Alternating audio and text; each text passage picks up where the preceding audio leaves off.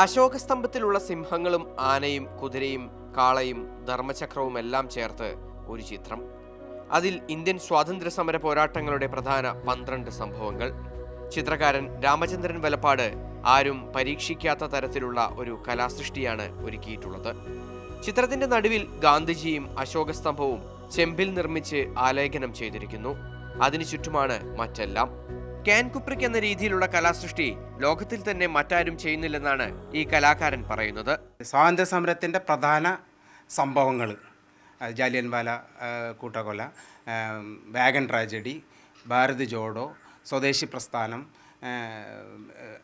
ഭഗത് സിംഗിൻ്റെ പതാക ചെങ്കോട്ടയിൽ പതാക ഉയർത്തൽ, അതുപോലെ തന്നെ ഝാൻസി റാണി, INA സുഭാഷ് ചന്ദ്രബോസിൻ്റെ INA, സ്വാതന്ത്ര്യ സമരത്തിൻ്റെ 12 സംഭവങ്ങൾ നമ്മളിതിൽ രേഖപ്പെടുത്തിയിരിക്കുകയാണ്. 3 മാസം സമയമെടുത്താണ് ചിത്രം പൂർത്തിയാക്കിയിരിക്കുന്നത്. പാസേജ് ടു പാസ്റ്റ് എന്നാണ് ചിത്രത്തിന് നൽകിയിരിക്കുന്ന പേര്. നാളുകൾക്ക് മുൻപ് നടത്തിയ കാശ്മീർ യാത്രയിലാണ് ഇന്ത്യൻ സ്വാതന്ത്ര്യ സമര പോരാട്ടങ്ങളുടെ മൂല്യം എല്ലാവരെയും അറിയിക്കുന്ന തരത്തിലുള്ള ഒരു ചിത്രം തയ്യാറാക്കണമെന്ന ആശയം ഉയർന്നത്. വേറിട്ട ഈ ശൈലി ഇതിനോടകം തന്നെ ശ്രദ്ധ നേടിക്കഴിഞ്ഞു. മാതൃഭൂമി ന്യൂസ്, തൃശൂർ.